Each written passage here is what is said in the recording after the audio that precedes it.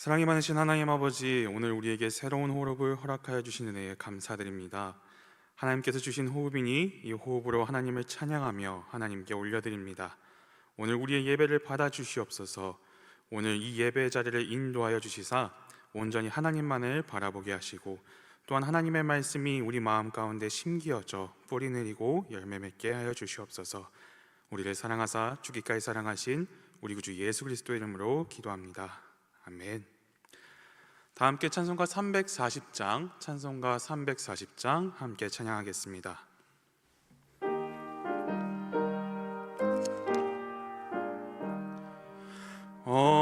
어지러운 세상 중에 기쁜 소리 들리네. 예수 말씀하시기를 믿는 자여 따르라. 세상 헛된 신과 영화 모두 내어버렸네. 예수 친히 하신 말씀 날 더 귀히 여겨라. 기쁜 때나 슬픈 때나 바쁜 때나 틈날 때 예수 친히 하신 말씀 날 더 귀히 여겨라. 주님 크신 은혜로서 부름 듣게 하시고 복종하는 마음을 주사 따라가게 하소서. 아멘. 오늘 하나님께서 우리에게 주신 말씀은 요한복음 1장 43절로 51절까지의 말씀입니다. 요한복음 1장 43절로 51절까지의 말씀입니다. 신약성경 143면 생명의 삶은 46페이지입니다. 이제 하나님의 말씀을 봉독합니다. 이튿날 예수께서 갈릴리로 나가려 하시려다 빌립을 만나 이르시되 나를 따라라 하시니, 빌립은 안드레와 베드로와 한 동네 벳세다 사람이라. 빌립이 나다나엘을 찾아 이르되 모세가 율법에 기록하였고 여러 선지자가 기록한 그 일을 우리가 만났으니 요셉의 아들 나사렛 예수니라. 나다나엘이 이르되 나사렛에서 무슨 선한 것이 날 수 있느냐. 빌립이 이르되 와서 보라 하니라. 예수께서 나다나엘이 자기에게 오는 것을 보시고 그를 가리켜 이르시되 보라, 이는 참으로 이스라엘 사람이라. 그 속에 간사한 것이 없도다. 나다나엘이 이르되 어떻게 나를 아시나이까. 예수께서 대답하여 이르시되 빌립이 너를 부르기 전에 네가 무화과 나무 아래에 있을 때에 보았노라. 나다나엘이 대답하되 랍비여, 당신은 하나님의 아들이시요 당신은 이스라엘의 임금이로소이다. 예수께서 대답하여 이르시되 내가 너를 무화과 나무 아래에서 보았다 함으로 믿느냐. 이보다 더 큰 일을 보리라. 또 이르시되 진실로 진실로 너희에게 이르노니 하늘이 열리고 하나님의 사자들이 인자 위에 오르락내리락 하는 것을 보리라 하시니라. 이 말씀은 살아계신 하나님의 말씀입니다. 아멘. 오늘도 이렇게 새벽을 깨워 하나님께로 나오신 안산제일의 모든 성도님들에게 하나님께서 부어주시는 은혜와 은총이 새롭게 내려지기를 축복합니다. 2025년이 되면서 우리는 함께 요한복음의 말씀을 읽어나가고 있습니다. 오늘 우리가 함께 읽은 본문의 부분은 요한복음 1장의 마지막 부분입니다. 이 요한복음 1장에서는 예수님과 또 예수님의 제자들의 만남이 기록되고 있습니다. 요한복음 1장에 등장하는 예수님의 제자들은 누구일까요? 먼저는 요한의 제자였던 안드레와 그리고 이 요한복음의 저자로 추정되는 요한, 다른 한 제자 그 요한을 만나셨습니다. 그들에게 와서 보라 말씀하신 예수님의 모습과 또 그 예수님의 말씀을 듣고 그 예수님의 모습을 보고 그 예수님을 따라가게 된 두 제자의 모습이 먼저 그려지고 있습니다. 그리고 그 안드레가 그의 형제 시몬을 예수님께로 인도하는 장면이 요한복음 1장에서 이어져서 그려지고 있습니다. 안드레가 시몬에게 메시아를 만났다, 그리스도를 만났다라고 증언합니다. 그리고 그 시몬을 예수님께로 인도합니다. 예수님은 그 시몬의 이름을 게바, 베드로, 반석이라고 바꿔주셨죠. 그리고 이 장면에 이어서 오늘 우리가 읽은 본문의 말씀이 이어지고 있습니다. 유대 땅에서 세례 요한을 만나 세례를 받으시고 세례 요한과 하나님으로부터 메시아로서의 인증을 받으신 예수님께서 그의 공생의 대부분을 보내시게 될 갈릴리 땅으로 떠나가려 하시다가 빌립을 만나셨습니다. 그리고 빌립에게 나를 따르라 하고 말씀하셨습니다. 그런데 오늘 말씀에서 참 신기한 것은 예수님의 나를 따르라 하신 말씀에 빌립이 어떻게 반응했는지에 대해서 나와 있지 않다는 것입니다. 빌립이 나를 따르라 말씀하신 예수님의 말씀을 듣고 즉각적으로 바로 따랐는지 아니면 민기적거렸는지 잘 모르겠습니다. 어디에도 표현되어 있지 않기 때문입니다. 그런데 어쩌면 우리는 그 빌립의 심리 상태를 예측해 볼 수 있겠습니다. 빌립이 하는 말들을 보면 그의 심리 상태가 어땠을지 예측해 볼 수 있을 것입니다. 예수님의 말씀을 들은 빌립은 나다나엘을 찾아갔습니다. 말씀에서는 빌립과 나다나엘의 관계에 대해서 자세하게 설명하고 있지는 않습니다. 그저 몽개만 하는 사이인지 아니면 막역한 친구 사이인지 알 수가 없다는 것입니다. 일단 빌립이 나다나엘을 찾아갔습니다. 그리고 예수님에 대해서 설명합니다. 본문 45절 말씀에 이렇게 기록되어 있습니다. 빌립이 나다나엘을 찾아 이르되 모세가 율법에 기록하였고 여러 선지자가 기록한 그 일을 우리가 만났으니 요셉의 아들 나사렛 예수니라. 이 빌립의 말을 한번 찬찬히 뜯어보겠습니다. 모세가 율법에 기록한 사람, 선지자가 기록한 그 이 말이 무슨 뜻일까요? 빌립이 예수님에 대해서 내린 첫 번째 판단은 바로 예수님이 메시아다라고 말하는 것입니다. 그 판단의 근거는 무엇일까요? 앞에 44절을 보면 이렇게 기록되어 있습니다. 빌립은 안드레와 베드로와 한 동네 베세다 사람이라. 말씀은 빌립이 안드레 그리고 베드로와 함께 한 동네 사람이라는 것을 보여줍니다. 한 동네 사람이라는 얘기를 다시 한번 생각해 보면은 그들 사이에 왕래가 잦았거나 소식이 금방금방 퍼졌다는 것을 우리는 쉽게 예상해 볼 수 있을 것입니다. 가까웠을 것입니다. 그 이야기는 이 빌립이 안드레와 시몬에게, 게바 베드로에게 일어난 일을 분명히 들었을 것이다. 어쩌면은 빌립이 실제로 가서 만났을 것이다 라고 우리는 생각해 볼 수 있을 것입니다. 빌립이 실제로 그 현장에서 자신의 눈으로 보았을 수도 있을 것입니다. 세례 요한의 제자들에게 와서 보라 하시는 예수님, 그리고 그들이 즉각적으로 예수님을 따르게 된 일과 시몬을 게바 곧 베드로라 이름을 바꿔주신 일을 들었거나 함께 보았을 것입니다. 그때 빌립은 판단했을 것입니다. 저 모습을 보니 진짜 예수님이 메시아구나, 그리스도구나, 모세가 율법에 기록한 그 사람이 바로 저 사람이구나, 선지자들이 계속해서 예언했던 사람이 바로 저 사람이구나 라고 생각했을 것입니다. 그런데 빌립이 그렇게 판단한 뒤에 한마디 말을 더 붙입니다. 그이가 누구냐? 바로 요셉의 아들 나사렛 예수다 라고 말하고 있습니다. 여기서 우리는 빌립의 심리 상태를 예측해 볼 수 있을 것입니다. 예수님이 메시아 같아 보입니다. 그런데 완전한 확신은 아닌 것 같아 보입니다. 빌립 자기 자신의 마음속에 찝찝한 것이 남아있는 것일지도 모르겠습니다. 왜 그럴까요? 요셉의 아들, 이 말을 보면은 예수님이 그저 평범한 목수의 아들임을 보여주기 때문입니다. 게다가 나사렛 출신입니다. 그래서 의문이 드는 겁니다. 나사렛 출신이 이 일이 가능한 것인가? 나사렛 출신의 사람이 이 일을 모두 할 수 있는 것이 가능한 것인가 하는 의미가 드는 것입니다. 의문이 드는 것입니다. 당시 이 나사렛이라는 동네의 인식이 어땠는지 그때 당시의 시대상은 이렇게 표현하고 있습니다. 팔레스타인 지역 중에서도 가장 소외된 곳을 고르자면 바로 갈릴리입니다.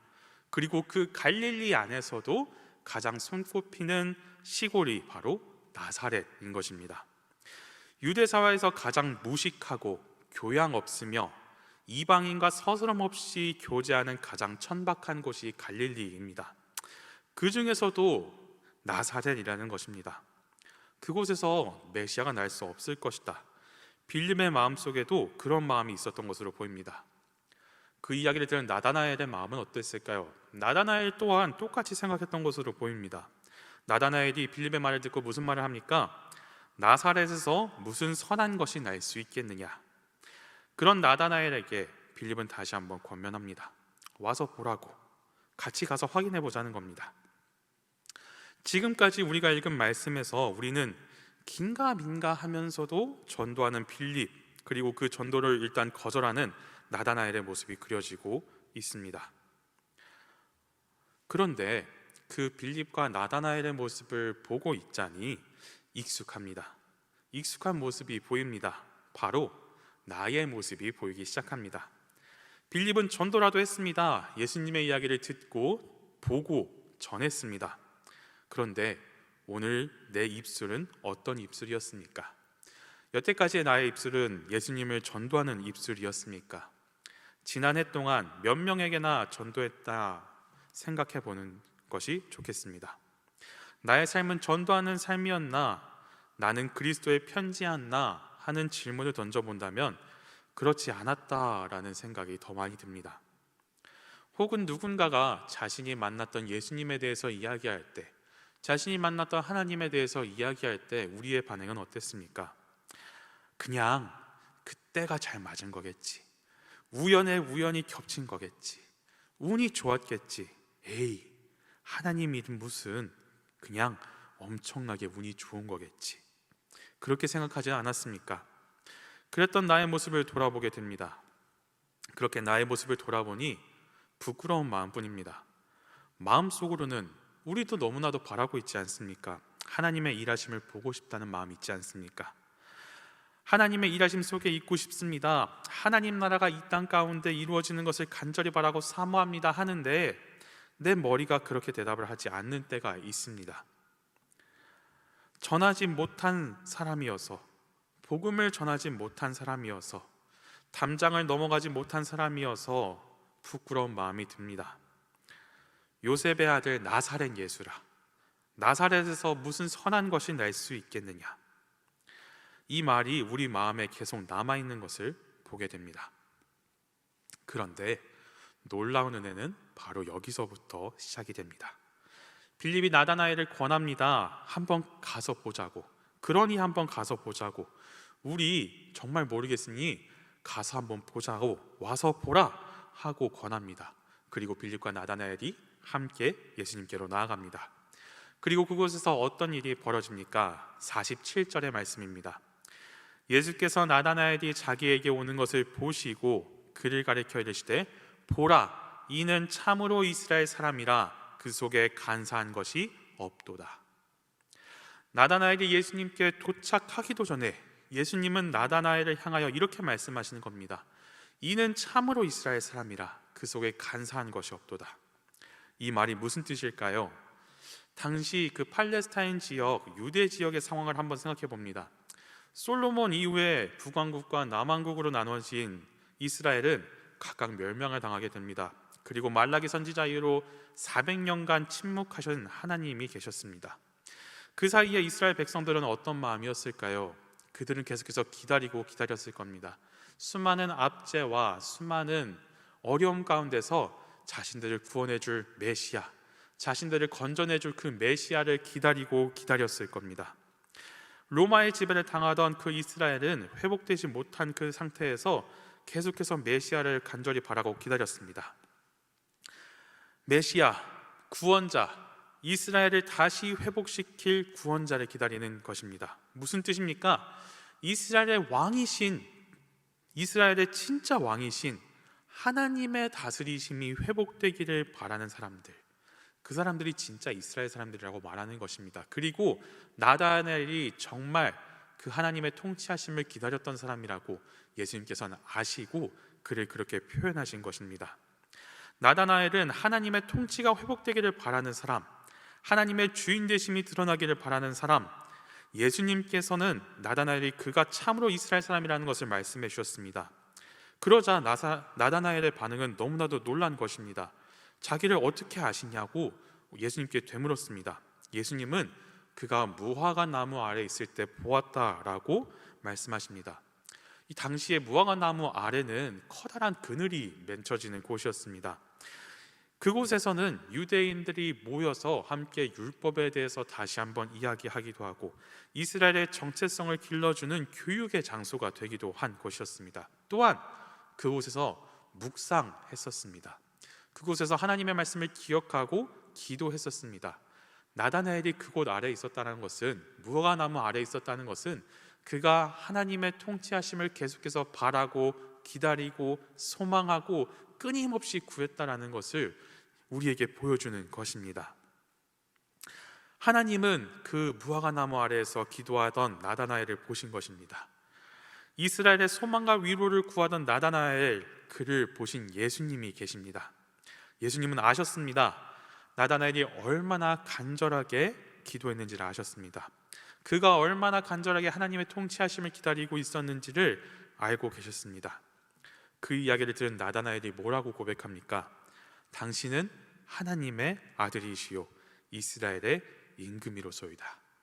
당신이 정말 메시아군요, 당신이 정말 하나님의 아들이시군요 라고 고백하는 것입니다. 열매가 맺어졌습니다. 빌립이 전했던 그 복음을 통해서, 와서 보라라고 했던 그 권면을 통해 나다나엘의 영혼이 예수님을 영접하게 되었습니다. 예수님을 메시아로, 나의 구주로 고백하게 되었습니다. 예수님을 만나고 나다나엘이 변화하게 되었습니다. 그런데 여기에 더 큰 은혜, 놀라운 은혜가 부어집니다. 예수님께서 그곳에 더 놀라운 은혜를 부어주십니다. 나다나엘의 믿음을 칭찬하십니다. 예수님께서는 나다나엘에게 네가 무화과 나무 아래에 있던 것을 보았다라고 말씀해 주셨습니다. 나다나엘은 그 이야기를 듣고 믿고 예수님을 구주로 고백했습니다. 정말 놀라운 일입니다. 다른 사람들 같았으면은 예수님께 표적을 구하고 당신이 진짜 메시아라면 나에게 뭐 기적을 선포해봐라, 기적을 선보여봐라 라고 이야기했을 텐데, 나다나엘은 예수님의 말씀만을 듣고도 변화된 것입니다. 예수님은 그 믿음을 칭찬하시고 이것을 약속하여 주십니다. 네가 이보다 더 큰 일을 보리라. 하늘이 열리고 하나님의 천사들이 인자 위에서 오르락 내리락 하는 것을 보리라 하고 약속을 주셨습니다. 이것이 무엇을 말하는 것일까요? 이보다 더 큰 일, 하늘이 열리고 하나님의 천사들이 인자 위에 오르락 내리락 하는 것이 무엇을 말하는 것일까요? 이것은 하늘과 땅이 잇대어지는 신비입니다. 하나님의 뜻이 이 땅 가운데 이루어지게 되는 신비입니다. 하나님의 뜻이, 하나님의 다스리심이, 하나님의 통치하심이 이 땅에 이루어지는 신비입니다. 하나님의 나라가 이 땅에 임하는 신비입니다. 나다나엘이 그토록 바라고 원했던 하나님의 통치하심이 이루어지는 신비인 것입니다. 우리 예수님은 이렇게 일하십니다. 빌림의 말을 사용하셔서 이토록 큰 은혜를 베풀어 주십니다. 사랑하는 여러분, 우리 이 하나님의 약속이 누구에게 주어졌는지를 다시 한번 생각해 보면 좋겠습니다. 예수님의 말씀이 누구에게 전해졌습니까? 51절 말씀입니다. 또 이르시되 진실로 진실로 너희에게 이르노니 하늘이 열리고 하나님의 사자들이 인자 위에 오르락내리락 하는 것을 보리라 하시니라. 아멘. 너희에게 이르노니, 이 말씀에서 말하는 너희는 누구일까요? 분명히 복수입니다. 나다나엘 그 한 명이 아닌 것입니다. 나다나엘과 그를 예수님께로 인도한 빌립을 포함하는 말일 것입니다. 그뿐만 아니라 그와 같은 사역을 받은 이들, 그와 같은 부르심을 입은 이들, 나를 따르라 말씀하시는 예수님의 말씀에 순종하는 이들을 부르시는 말씀인 것입니다. 바로 오늘 우리에게 주시는 약속인 것입니다. 예수님의 약속입니다. 하나님의 천사들이 인자 위에서 오르락내리락 하는 것을 보게 될 것이다. 너희가 하나님의 통치가 이루어지는 것을 보게 될 것이다.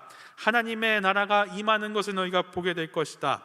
하나님께서 영광 받으시는 그 모습을 보게 될 것이다. 하나님께서 주시는 그 영광에 함께 참여하게 될 것이다. 예수님은 우리에게 약속을 주셨습니다. 그리고 우리 하나님, 그 약속을 이루시는 하나님이심을 믿습니다.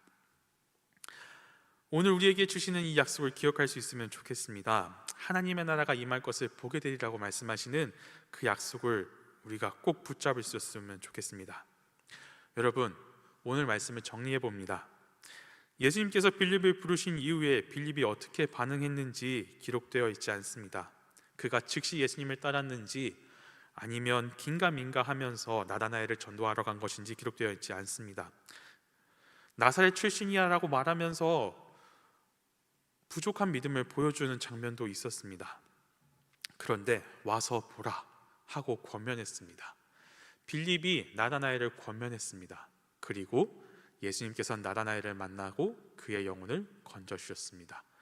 그가 구원받았습니다. 그리고 그 빌립과 나다나엘에게 하나님의 통치가 이루어질 것을 말씀해 주셨습니다. 그 말씀이 오늘 우리에게도 임하게 되었습니다. 오늘 우리에게도 이 약속을 주십니다. 그러니 우리도 와서 보라 라고 말할 수 있는 우리가 되기를 소망합니다. 담대한 믿음이 아닐지라도, 넉넉한 믿음이 아닐지라도, 그 겨자씨 한 알만큼의 믿음이라도 와서 보라, 가서 보자 말할 수 있는 우리가 되기를 소망합니다. 2025년 우리의 표어는 함께 울고 또 함께 웃는 우리들이라고 되어 있습니다. 우리가 함께 웃을 수 있는 이유, 우리가 함께 울 수 있는 이유는 예수님 계시기 때문입니다. 그 하나님의 통치가 이루어질 것이라는 것을 믿고 고백하는 우리가 있기 때문입니다. 그 약속이 있기 때문입니다. 저와 여러분이 이 약속을 믿고 복음을 기꺼이 전할 수 있는 저와 여러분 되기를 진심으로 소망합니다. 함께 기도하겠습니다. 사랑이 많은 신하나님 아버지, 참 감사합니다. 오늘 우리의 말씀을 붙잡고 함께 기도합니다. 주님, 우리에게 믿음 더하여 주시옵소서. 오늘 우리에게도 와서 보라 라고 말씀하여 주시옵소서. 우리가 듣고 순종하겠습니다. 우리가 예수님의 말씀 듣고 순종하겠습니다. 그 믿음이 흔들리는 믿음일지라도 행동으로 고백하겠습니다. 우리의 입술로 고백하겠습니다. 주님, 오늘 우리를 사용하여 주시옵소서. 오늘 우리가 예수 그리스도의 편지 되게 하여 주시옵소서. 주님, 이 교회를 위하여 기도합니다. 이 교회가 진정으로 예수님의 사랑을 나눌 수 있는 교회가 될 수 있게 하여 주시옵소서. 진정으로 예수님께서 머리 되고 우리가 각 지체 되어 정말 작은 예수로 살아갈 수 있는 이 교회가 될 수 있도록 하나님께서 통치하여 주시옵소서. 또한 1만 시간의 기도 운동 가운데 아버지 하나님께서 함께 하셔서 모든 성도님들이 함께 기쁨으로 기도할 수 있게 하여 주시옵시고 아버지 하나님과 대화할 수 있게 하여 주시옵소서. 앞으로 놓여있는 모든 사역들, 성경 통독의 시간들도 아버지 하나님께서 함께 하여 주시사 그 말씀이 정말 우리 마음 가운데 뿌리 내릴 수 있도록 말씀과 매일매일 동행하는 삶을 살아갈 수 있게 인도하여 주시옵소서. 또한 아버지 하나님, 우리는 사랑하는 원로 목사님을 보내드렸습니다. 그리고 남아있는 사람들이 있습니다. 아버지 하나님, 그들을 위로하여 주시옵소서. 또한 그 남겨진 자들의 아픔을 같이 가지고 있는 모든 사람들에게 하나님 위로를 더하여 주시옵소서. 아버지 하나님께서 직접 그 눈물을 닦아 주시옵시고 다시 일으켜 세워 주시옵소서. 또 사랑하는 우리 담임 목사님, 아버지 하나님께서 붙잡아 주시사 성령의 사람으로서 아버지 하나님의 말씀을 전하는, 아버지 하나님께 영광 돌리는 귀하신 종으로 쓰임받을 수 있도록 아버지 하나님 늘 함께 영육간의 강건함을 지켜 주시옵소서. 이 시간 또 우리의 마음을 모아 아버지 하나님께 예물 드리는 예물들이 있습니다. 아버지 하나님 것을 거룩하게 구별하여 10의 1조 드립니다. 아버지 하나님께 감사한 마음을 드리며 감사함금 드립니다. 1,000번제와 선교헌금 등의 여러 가지 각각의 예물들 함께 올려드리오니 아버지 하나님 기뻐 받아주시옵소서. 아버지 하나님, 이 모든 기도를 듣고 계심을 기억하게 하여 주시옵시고 아버지 하나님께 모든 것을 의탁할 수 있는 우리가 될 수 있도록 아버지 하나님 인도하여 주시옵소서. 그렇게 우리를 인도하여 주실 우리 구주 예수 그리스도 이름으로 기도하오며, 하늘에 계신 우리 아버지, 아버지의 이름을 거룩하게 하시며 아버지의 나라가 오게 하시며 아버지의 뜻이 하늘에서와 같이 땅에서도 이루어지게 하소서. 오늘 우리에게 일용할 양식을 주시고 우리가 우리에게 잘못한 사람을 용서하여 준 것 같이 우리 죄를 용서하여 주시고 우리를 시험에 빠지지 않게 하시고 악에서 구하소서. 나라와 권능과 영광이 영원히 아버지의 것입니다. 아멘.